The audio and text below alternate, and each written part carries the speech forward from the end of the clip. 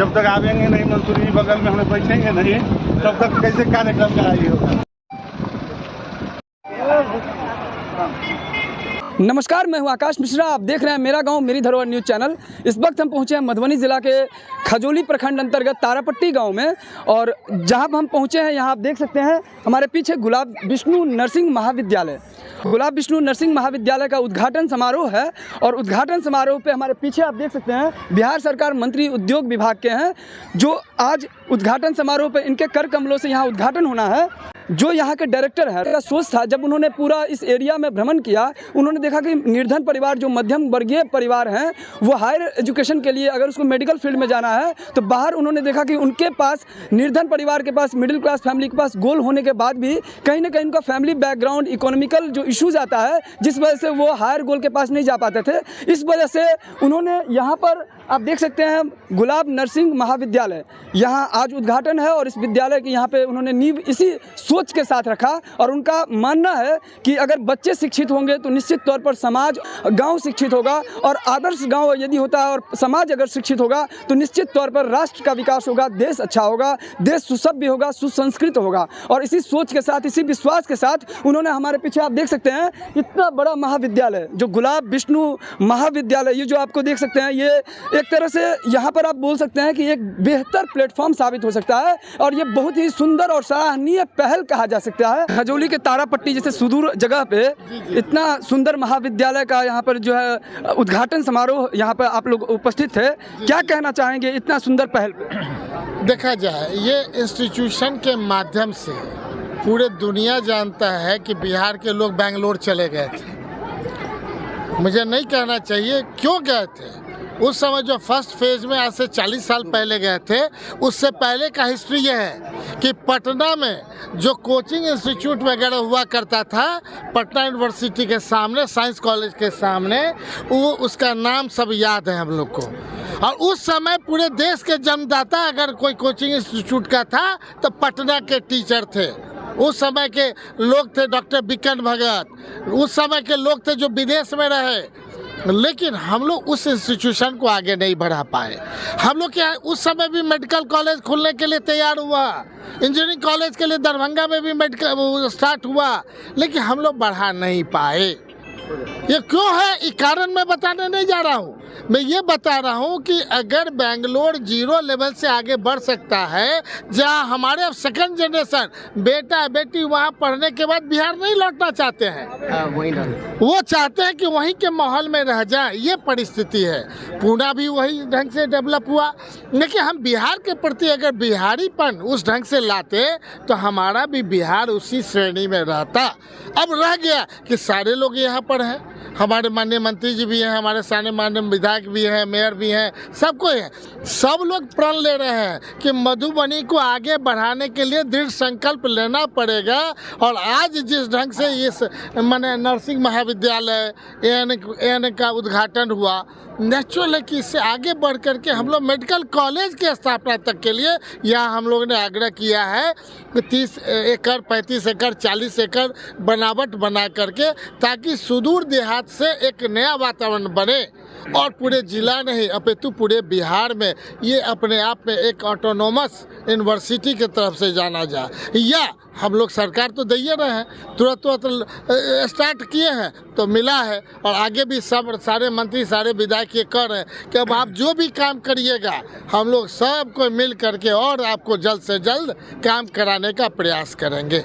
आवश्यकता है अपने मधुबनी जिला को आगे ले जाने का, इसलिए हम लोग दृढ़ संकल्पित हैं, और कोई बात नहीं है। 38 जिला उसी ढंग से जाएंगे, 38 जिला को आगे बढ़ाने का दृढ़ संकल्प लेंगे, ताकि बिहार आगे बढ़ेगा। और हम इतना ही कह सकते हैं कि देश विश्व गुरु तभी बनेगा जबकि बिहार राजगुरु बनेगा। राजगुरु बन जाएगा तो देश भी बढ़ जाएगा। पहले हमारा देश नहीं, हमारा प्रदेश बढ़ जाए आगे, वो भीतर से जज्बा बिहार रखता है।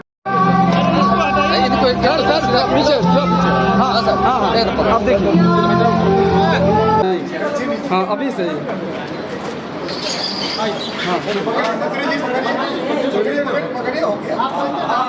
सर सामने सामने।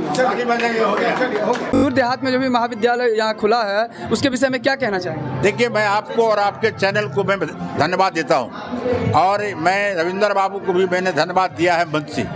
इस तरह का विद्यालय यदि और जगह खुले जैसे उन्होंने किया है, तो अब टेक्निकल युग हो चुका है, लोग सीधे शिक्षा प्राप्त कर लेंगे और उसको नौकरी नहीं मिलेगी। लेकिन इस माध्यम से जहाँ पॉलिटेक्निक हो, नर्सिंग कॉलेज हो, जीएम हो, तो इस सब का जो संस्था खुला है, तो ये बहुत अच्छी बात है, खास करके हमारे क्षेत्र ये खजौली के लिए भी, मधुबनी जिला के लिए भी।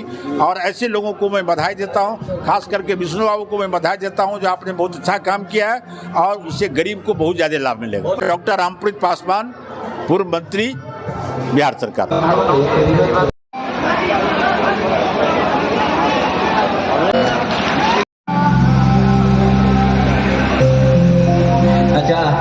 हाँ देखिए क्या मेरे काम आएगा।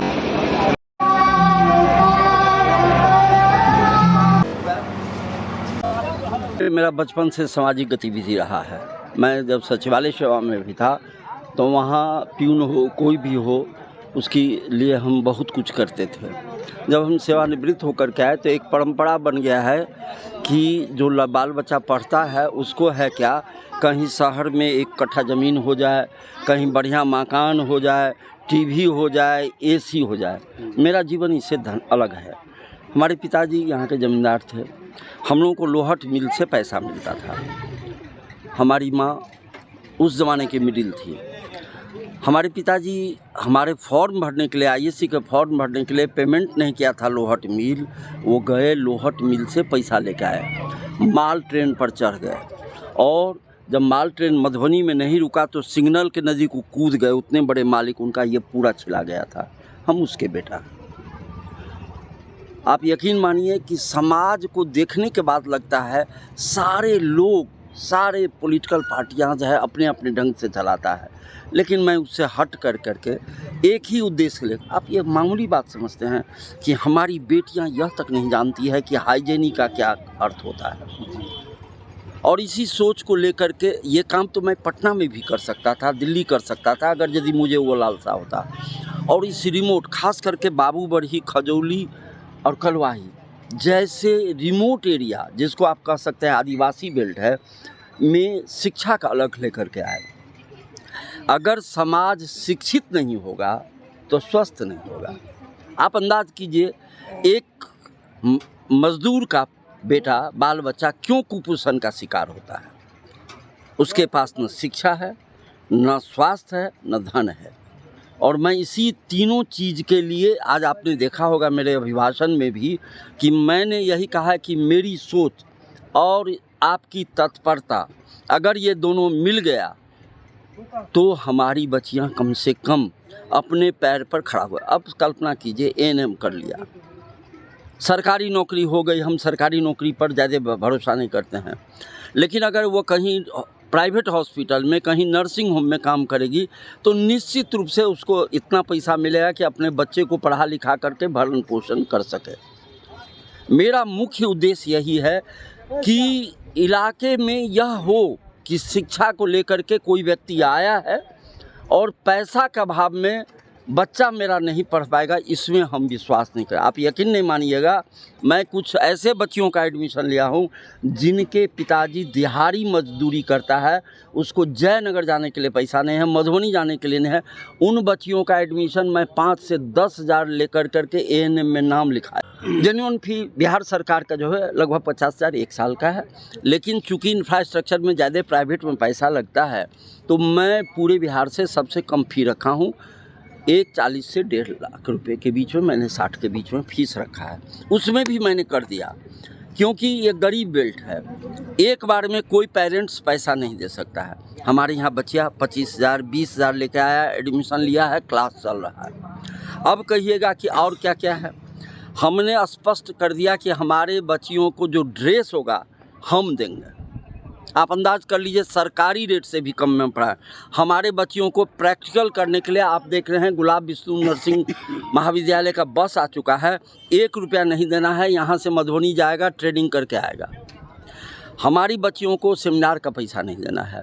हमारी बच्चियों को जब फॉर्म भरेगी तो सरकारी खजाने में 2500 से 3000 रुपया जाता है, वो भी हम उसी में से देंगे। आप अंदाज़ कर लीजिए, इन सारे चीज़ों को काट दीजिए तो कितना लग रहा है। नर्सिंग में ANM होता है, GNM होता है, BSc नर्सिंग होता है, MSc नर्सिंग होता है। ANM और GNM डिप्लोमा कोर्स है।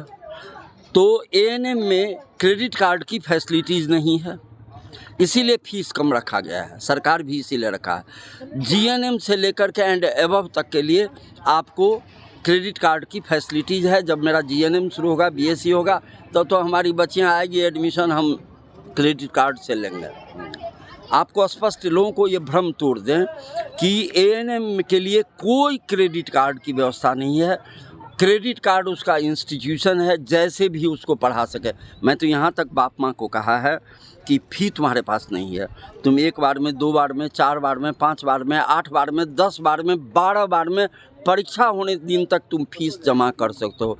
कोई महीना में 2000, कोई महीना में 4 महीना पर 4000, ऐसे करके जमा करके अगर आज वो बच्ची बन जाएगी तो कल उसके बेटी को यह मुंह नहीं देखना पड़ेगा कि हम पैसा के बिना नहीं पढ़ पाएंगे। इन्हीं सारे उद्देश्यों से अभी हम आपको अपने माइक से अनाउंस भी किया है, जब सभा चल रही थी, शायद बहुत कम लोग इस हिम्मत को जुटा सकेगा। 15 अगस्त से मैं निरक्षर लोगों को साक्षर करने का प्रयास करूंगा और यहाँ कैंप लगा करके बच्चों को, अभिभावकों को साक्षर करने का प्रयास करूंगा। आपको मधुबनी ज़िला में 70 से 73% अभी भी निरक्षर लोग हैं, चाहे कोई कौम का हो, मुस्लिम कौम हो, हिंदू कौम हो। न मुझे हिंदू से लेना है, न मुझे मुस्लिम से। मुझे एक ही चीज़ लेना है कि हमारे जो ऊपर वाले ने जो जन्म दिया इंसान को, उसको निरक्षर मत मरने दो और उसको हम साक्षर करेंगे। उसके लिए 1 रुपया नहीं खर्च होगा, हमारा बस ढो करके लाएगा, फिर बस पहुंचाएगा और जिस दिन वो साक्षर हो जाएगा मुझे घर पे। और पर्यावरण को आज देख रहे हैं, बारिश नहीं हो रहा है, अकाल पड़ रहा है। मान लीजिए मेरे यहाँ से, मेरे प्रयास से 5000 ही लोग साक्षर हो गए, तो 5000 पेड़ कम से कम पर्यावरण के लिए लगेगा।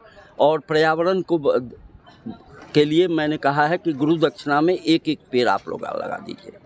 यही मेरा चिर सपना है और कोई सपना नहीं है। अगर मुझे अपना नाम कमाना होता तो गुलाब विष्णु नर्सिंग महाविद्यालय के जो फाउंडर हैं, गुलाब विष्णु ट्रस्ट, कहीं भी मेरा नाम नहीं है। आप चले जाइए खजौली रजिस्ट्री ऑफिस में, वहाँ जो पंखे लगे हुए हैं लोगों को बैठने के लिए, मैंने केवल उसमें क्या किया, स्वर्गीय गुलाब देवी एवं स्वर्गीय विष्णुदेव सिंह की स्मृति में प्राप्त कौन दिया, यह किसी को मालूम नहीं है।